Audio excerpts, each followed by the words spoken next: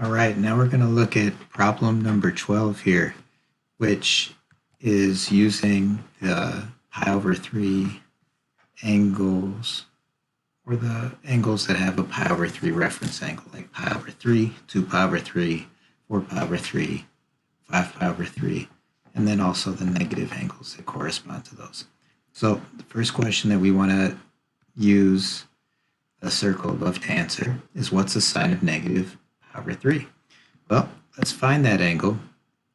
Again, we have all the angles labeled in positive degrees, but if we look at negative pi over 3, that's going to be 1/3 of pi right here.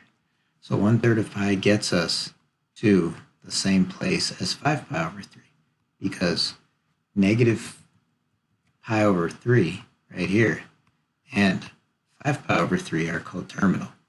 So if we want to find out the sine of negative pi over 3, we just need to use the y-coordinate at that point, because we know that the sine is the y-coordinate. So since we're dealing with y, the sine of negative pi over 3 is just negative rad 3 over 2. That's our answer, or our y-coordinate at the point. For the second problem right here, what's the cosine of 2 pi over 3? So 2 pi over 3 is going to be this angle right here, 2 pi over 3. Well, if we're dealing with 2 pi over 3, we're talking about this triangle in here. We're talking about that triangle in the second quadrant.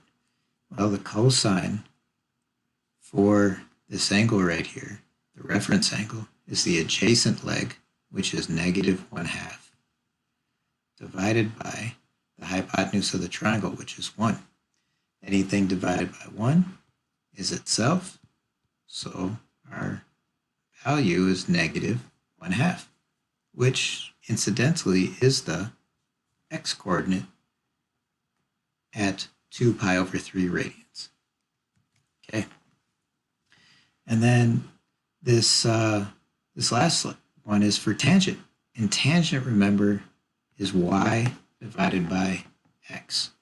So if we want the tangent of 11 pi over 3, we want the tangent of 11 pi over 3. Let's first of all locate that angle. So we're dealing with pi over 3's. So pi here could also be thought as 3 pi over 3. So a half rotation is 3 pi over 3. Okay? And then a full rotation would be another 3 pi over 3, or 6 pi over 3. So a full rotation here is 6 pi over 3. If we keep going, 3 pi over 3, 6 pi over 3, 9 pi over 3. So this is also 9 pi over 3. One more third of a pi is going to get us to this angle right here. That'll be 10 pi over 3. And one more third will be here. And so we're actually dealing with 11 pi over 3. That's our point. That will help us find the tangent value at 11 pi over 3. So again, the y-coordinate is, at that point, this right here, negative rad 3 over 2.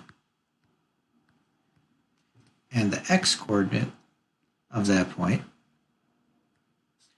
is this value, 1/2. So there's the setup for the problem.